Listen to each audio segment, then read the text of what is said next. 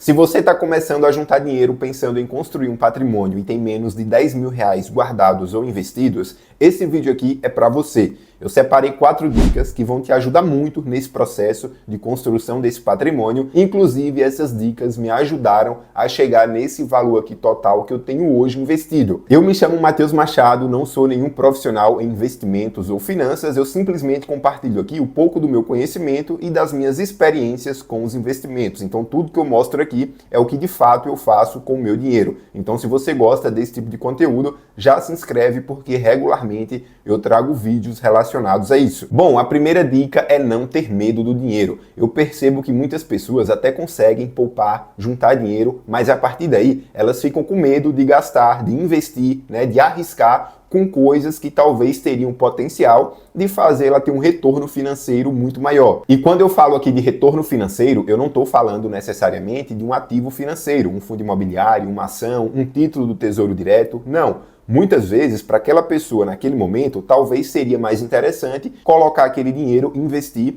no desenvolvimento pessoal dela. Então, fazer um curso, fazer uma especialização, porque aí ela poderia ganhar muito mais dinheiro, ter um retorno muito maior, sem ter que deixar o dinheiro necessariamente aplicado ali em um ativo. Consequentemente, essa pessoa que tem esse medo de gastar dinheiro, ela limita o potencial dela de ganhar ainda mais dinheiro. E muitas pessoas podem pensar, poxa, mas isso é arriscado, eu prefiro deixar o meu dinheiro guardado. Você precisa entender que o risco, ele não necessariamente é algo ruim.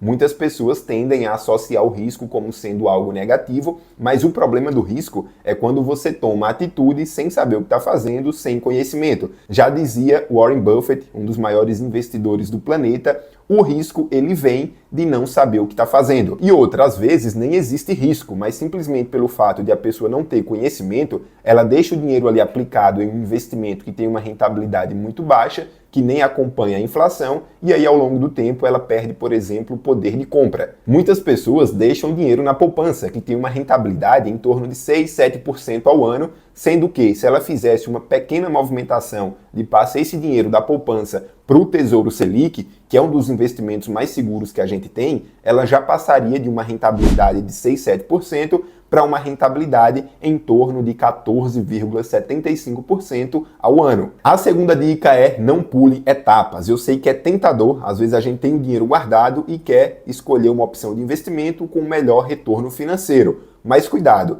se aquele capital que você tem disponível é tudo que você tem, talvez seja mais interessante você destinar esse seu recurso para constituir a sua reserva de emergência. Você já deve ter visto por aí que a reserva de emergência deve constituir de 6 a 12 meses do seu custo de vida. E eu não estou falando de todo o seu gasto mensal, mas sim daquele recurso que você realmente precisa para sobreviver, para pagar aluguel, alimentação, água, luz, só o essencial. E quanto maior é a instabilidade, a variabilidade da sua fonte de renda, idealmente a sua reserva deve ser um pouco maior, em torno de 12 meses do seu custo de vida. Agora, se a sua estabilidade for maior, se você é um funcionário público concursado, sua reserva pode ser um pouco menor, em torno de 4 a 6 meses do seu custo de vida. Inclusive, essa planilha aqui ela vai te ajudar nesse processo de construção da sua reserva, vai te mostrar quanto é que você precisa aportar todos os meses para montar a sua reserva no tempo ali que você estipular. E aqui a gente tem alguns parâmetros para preencher, como por exemplo, quantos por cento do CDI essa sua reserva irá render. Como assim? Se a gente investe o nosso dinheiro, por exemplo, em um CDB, que é um título de renda fixa, que é quando você empresta o seu dinheiro para um banco e recebe juros por isso,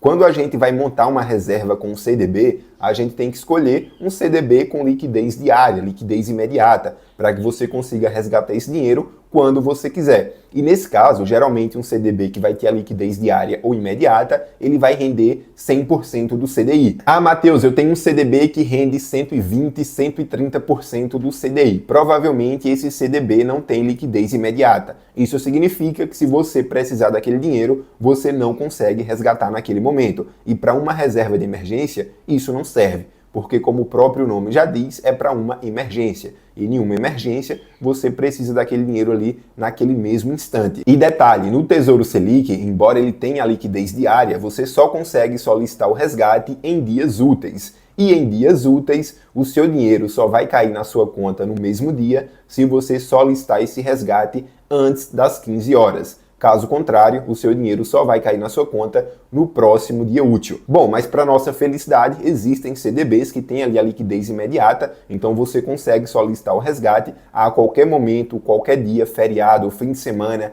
de madrugada, e o seu dinheiro vai cair na sua conta no mesmo instante. Então, bora considerar aqui na planilha um CDB que vai render 100% do CDI e vai ter a liquidez imediata. O Tesouro Selic também renderia em torno de 100% do CDI. E a nossa taxa Selic, hoje, 14,75% ao ano. E agora a gente vai preencher aqui o valor total que a gente precisa para montar a nossa reserva de emergência e quanto que a gente já tem hoje. Vamos supor então que uma pessoa ela tem o custo de vida mensal de R$2.000, ou seja, quanto que ela precisa para sobreviver. Então, 6 meses do seu custo de vida, ela precisaria de uma reserva de emergência com um total de R$12.000. Porém, vamos supor que ela já tenha R$6.000. Então, eu vou colocar aqui quanto ela tem disponível hoje, R$6.000. Então, fica faltando aqui quanto que ela precisa juntar, 6.000, né, para somar os 12.000. E em quanto tempo essa pessoa gostaria de concluir a sua reserva de emergência? Bora colocar aqui, por exemplo, 12 meses,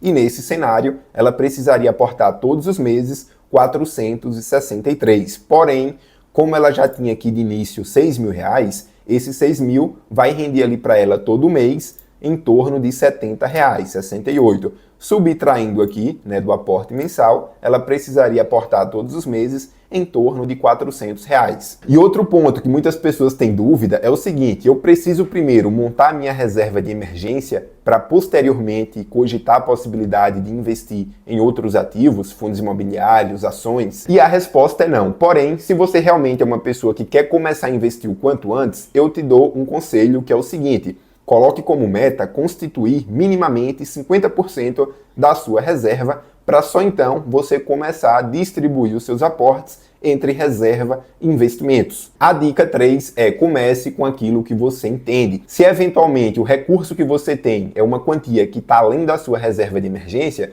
se faz necessário colocar esse seu dinheiro em outros tipos de investimentos, mas comece com aquilo que você já tem um certo conhecimento. Lembre-se da frase lá do Warren Buffett: o risco vem de não saber o que está fazendo. Então, se você entende um pouco de renda fixa, Tesouro Selic, CDB, deixe o seu dinheiro na renda fixa, até porque a gente está com uma ótima rentabilidade na renda fixa atualmente, com a alta da Selic, né, em torno de 14,75%. E aí você consegue ir estruturando os seus próximos passos para lá na frente você diversificar ainda mais os seus investimentos. A quarta dica, principalmente para quem é iniciante, quem está começando agora no mundo dos investimentos, que é: registre as suas movimentações. Antigamente era muito mais difícil, você tinha que fazer tudo isso na planilha. Colocar, por exemplo, hoje eu comprei um fundo imobiliário tal, por tal valor, comprei 2 cotas, 3 cotas, comprei ações, tudo na planilha. Hoje existem vários sites onde você consegue ali manualmente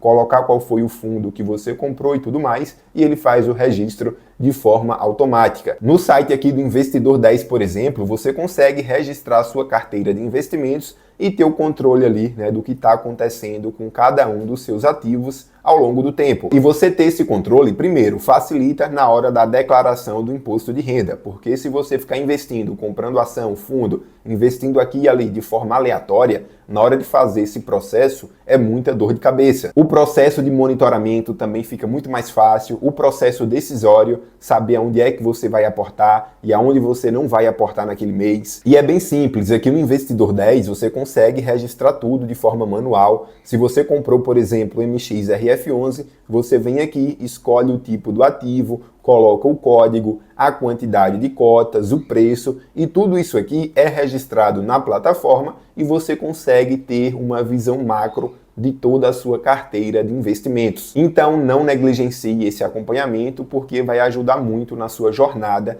de investidor. Eu vou separar esse outro vídeo aqui que é bem importante para quem quer começar a investir, quer aprender mais sobre investimentos. Então assista ele que tem muita informação. Se gostou, deixa o like, se inscreva no canal. Um abraço e valeu!